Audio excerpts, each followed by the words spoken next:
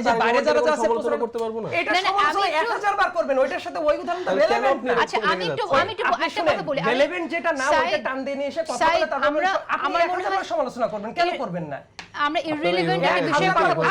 আপনারা এই সাইডটা বললেন, এটা না আপনি 1000 বার সমালোচনা করেন না। This is very wrong. শঙ্কা যখন এরকম হয় যে আসলে পরিকল্পনার অংশ, তখন করণীয় কি? আমরা সুষ্ঠু নির্বাচন, পুরো সুষ্ঠু নির্বাচন শুধুমাত্র প্রবাসীদের ভোটিং না, দেশেও যাতে কোনোভাবে এ ধরনের কোনো ইলেকশন ইঞ্জিনিয়ারিং এর যে শঙ্কা আছে সেটাও যেন না কেউ করতে পারে, সেজন্য আসলে কি করণীয়? এক্স্যাক্টলি আমি যেটা মনে করি যে ইলেকশন কমিশন সে তো আর তার নিজস্ব ক্যাপাসিটি হলো আইন প্রণয়ন করা, তদারকি করা, সবকিছু করা, এবং এটা করার সাথে ল এনফোর্সমেন্ট এজেন্সিগুলোকে ঠিকমতো ব্যবহার করা। এই কাজটা যদি করা যায়, যে মোটামুটি বাংলাদেশে ভালো ইলেকশনের কিন্তু নজির আছে।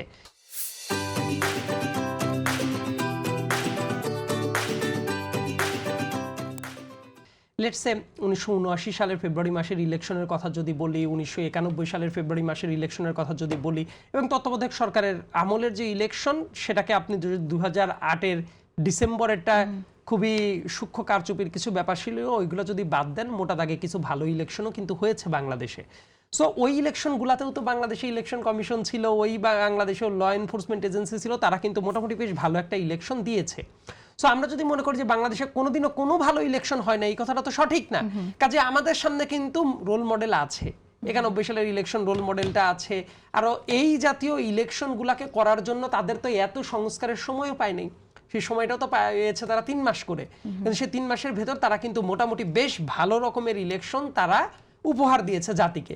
সো এই যে রেকর্ড করে ফেলার মানসিকতাটা বাদ দিয়ে ইফেক্টিভ কাজটা করতে পারছে কিনা, আমি এখন পর্যন্ত দেখতে পারছি অনেক জায়গায় যেটা হচ্ছে যে ইলেকশন কমিশনার ধিমেতে তালা গতিতে কাজ আগাচ্ছে, বা যে জায়গায় তার যতটা শক্তি প্রদর্শন করার দরকার ছিল, শক্তি প্রদর্শন শব্দটা বোধহয় একটু ভুলভাল হয়ে গেল, স্ট্যান্ডার্ড সেট করে যেভাবে চলার জায়গাটা ছিল, আমার কাছে মনে হচ্ছে যে অনেক জায়গাতেই বেশ কিছু জায়গাতে কম্প্রোমাইজ করেই ফেলেছেন। এবং এই কাজটা সামনের দিনে যাতে না করতে হয়, যে এতটা হতাশ হয়ে লাভ নাই, এখনো ইলেকশনের মোটামুটি 26-27 দিন সময় আছে, এখন থেকেও যদি তারা খুবই স্ট্রিক্টলি ডিল করতে পারে, সরকার নির্বাচন নিয়ে আসলে কতটুকু আন্তরিক বলে আপনার মনে হচ্ছে? ঠিক এরকম একটি সময়ে বা বিমান বাংলাদেশের পরিচালনা পরিষদের পরিচালক হিসেবে নিয়োগপ্রাপ্ত সরকারকে শুধু ইলেকশন, একজন বিশেষ সহকারী, একজন উপদেষ্টা এবং নির্বাচন কমিশনের সচিব, বিশেষ করে তিনি এরকম একটি বাণিজ্যিক প্রতিষ্ঠানে যে তিনি দায়িত্ব নিলেন, এটা আসলে কি অর্থ বহন করে? তাকে দায়িত্ব দেওয়া হলো কেন? সরকারকে আমি অনেক জায়গাতেই দেখেছি সরকার হলো বিবৃতি দিয়ে চুপচাপ থাকে। তফসিল ঘোষণার 24টা ঘন্টাও হয়েছিল না, আমাদের ভাই শরীফ ওসমান হাদিকে প্রকাশ্য দিবালোকে গুলি করে মারা হয়েছিল, সেই সন্ত্রাসী এখনো ধরা পড়ে নাই। এরপরে দেখবেন তেস্তুরিপাড়াতেই কিছুদিন আগে স্বেচ্ছাসেবক দলের একজনকে গুলি করে মারা হইল, ওই জায়গায় গুলিবিদ্ধ আরেকজন হয়, যশোরে একজন এরকম বাজে অবস্থার শিকার হয়, চট্টগ্রামেও এই ধরনের ঘটনা ঘটেছিল। তার মানে অনেক জায়গাতেই কিন্তু এই ধরনের ঘটনাগুলো ঘটছে, সেই ব্যাপারগুলোকে কিভাবে আমলে নেওয়া উচিত সেটা ভাবা উচিত। এবং প্রশাসনের যে ব্যাপারটা একটু আলোচনায় আসছিল, আমি 2টা উদাহরণ একটু দিতেই হবে। এই প্রশাসনের এই জায়গাতে তো তরুণরাও তো আসলে সরকারেরই পার্ট ছিল, খুবই সিগনিফিক্যান্ট একটা পার্ট, খুবই গুরুত্বের একটা পার্ট। সেই গুরুত্বের একটা পার্টে থাকার পরেও প্রশাসনিক রদবদল এমন অনেক জায়গায় এমনভাবে হয়েছে যে জায়গাটা আসলে খুবই বিতিকিচ্ছিরি অবস্থা হয়ে গেছে। এমনকি ঠিক আছে অন্যান্য দলের বায়াসনেস আছে, বিএনপি অমকে করে, ঠিক আছে ওনাদের দরকার নাই, এইটা করতে গিয়ে তারা ফ্যাসিবাদের দোসর যারা ছিল, যারা বিগত দিনগুলোতে ভোট ট্রিকিং এর সাথে জড়িত ছিল, তাদেরকে সিটে রাখা হয়েছে। বাংলাদেশের জ্বালানি খাতের সর্বোচ্চ নীতি নির্ধারণী যে 2-3টা ফোরাম আছে, সেই জায়গাগুলোতে ফ্যাসিবাদের দোসরদের বসিয়ে রাখা হয়েছিল, নসরুল হামিদ বিপুর লোকদেরকে বসিয়ে রাখা হয়েছিল।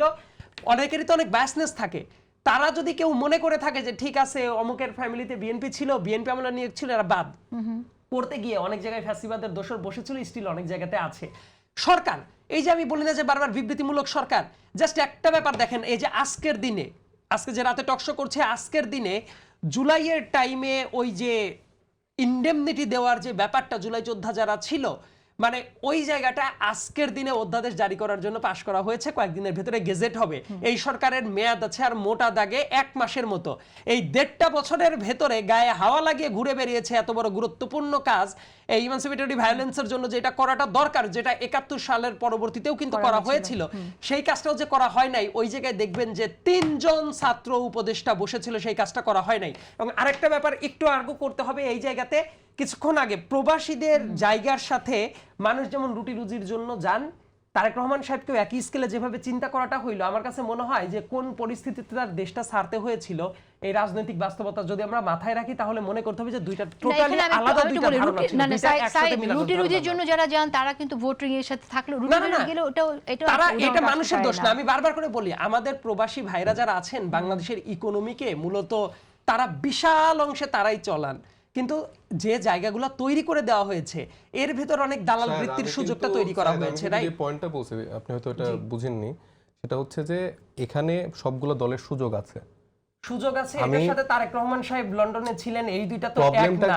প্রবলেমটাকে অ্যাড্রেস করতে বলছি। প্রবলেমটাকে রাজনৈতিকভাবে অবশ্যই তারেক রহমান সাহেবের লন্ডনে যেই হোল্ড আছে বা অন্যান্য যে রাজনৈতিক দলগুলোর যারা নেতাকর্মীরা বিদেশে অবস্থান করছে তাদের আলাদা একটা হোল্ড আছে। সব দলেরই কম বেশি ছিল। এনসিপির মতো নতুন একটা দল সেই জায়গায় তো বাইরে থেকে এসে রাজনীতি করছে, ওই দেশে ভাই ছিল আমি তো সেই বহুদিন। কথাটাই বলছি। কিন্তু এই ব্যাপারটা এই প্রবাসীদের তারেক রহমানের সাথে আর আপনারা তারেক রহমানকে যেভাবে বলি।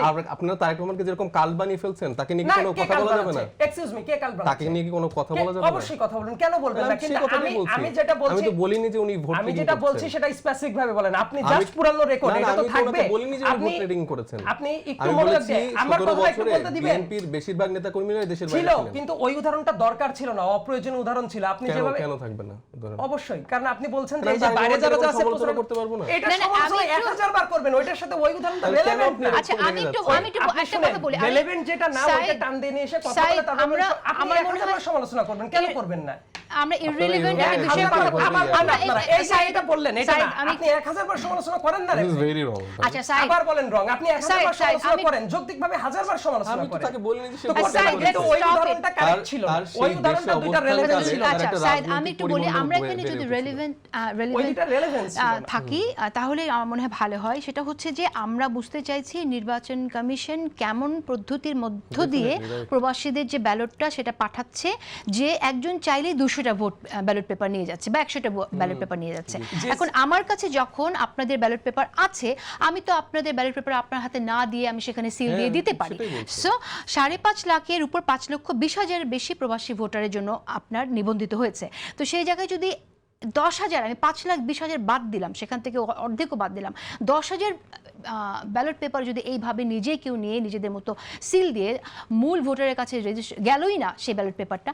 সুতরাং আমরা আসলে এখানে কথা বলছি পদ্ধতি নিয়ে, আমরা কথা বলছি নির্বাচন কমিশন কোন পদ্ধতিতে এগোচ্ছে, নির্বাচন কমিশনকে ইচ্ছাকৃত এটা করছে কিনা, নির্বাচন কমিশনকে এটা নাকি অনিচ্ছাকৃত ভুল সেখানে করছে। তো আপনার দল সেখানে উল্লেখ সেখানে করেছেন। সেখানে একদম অ্যাবসলিউটলি ইররিলেভেন্ট। না, আপনার না দল উল্লেখ করেছেন। সাইফ, আমি একটু বলি, আমি আপনাদের কাছ থেকে আমরা সবাই কনস্ট্রাকটিভ লজিক চাই, তাহলে আমরা লজিক্যালি কথা আপনি বলতে যদি পারবো। দলকে উল্লেখ করে কথা স্যার, বলেন, কিন্তু সেখানে অন্যান্য এখানে যে দলগুলোর সুযোগ আছে আমি সেই কথাটাই তো বলেছি। কিন্তু এটা সেখানে কেন আপনারা একসেপ্ট এটা করতে তো পারছেন দলের না? এখানে নাহিদ ইসলামের যারা অনুসারী, তারেক রহমানের যারা অনুসারী, জামাতে আমিরের যারা অনুসারী, তাদের প্রত্যেকের এই ভোট ট্রেডিং করার একটা সুযোগ তৈরি এখানে হচ্ছে। আপনি কেন যেই কারণে এখানে- তৈরি হচ্ছে, লেট মি ফিনিশ, যেই কারণে তৈরি হচ্ছে আমি সেই কথাটাকে অ্যাড্রেস করছি। এটাকে না, তো এখানে আপনি অন্যভাবে নেওয়ার কিছু নেই। যাদের হাতে গেছে আপনি তাদেরকে দায়ী করার আগে যারা পাঠিয়েছে তাদেরকে নিয়ে তো কথা বলবেন। আপনি তাদের নিয়ে কেন কথা বলছেন না? আমি তো তাদেরকে নিয়ে তো কথা বলছি। না, আপনি বলছেন যে আমি তাদের বলেছি করার যে এই সুযোগ আছে। সমস্যাটা যখন মানে হয়নি, তখনই আমাদের যারা ডায়াসপোরা অ্যালায়েন্সের সদস্য ছিলেন এই সমস্যাটা উল্লেখ করে তাদেরকে বলেছিলেন এটা সমাধান যেন করে। ওকে, এটা নির্বাচন আচ্ছা, কমিশন সমাধান করেনি। এখন রাজনৈতিক দলগুলোর কিছু কিছু জায়গায় এরকম কাজ করার সুযোগ তৈরি হয়ে গেছে, যেটা দায়ভার নির্বাচন কমিশনারকে আমরা দিচ্ছি। তো সেটাই তো আমরা বলছি, এটা So, দায়ভার না, তারা আমরা কথাটাই তারা যেন যে বলছি, রাজিকুর প্রশ্নবিদ্ধ, যেমন- এটা ডে ওয়ান থেকে আমরা বলছি যে Okay, নির্বাচন আমি কমিশন এই একটা topic- সুষ্ঠু নির্বাচন আয়োজন করার মতো সক্ষমতা তাদের নেই, Right. এবং সেটা তারা পদে পদে দেখিয়ে দিচ্ছে।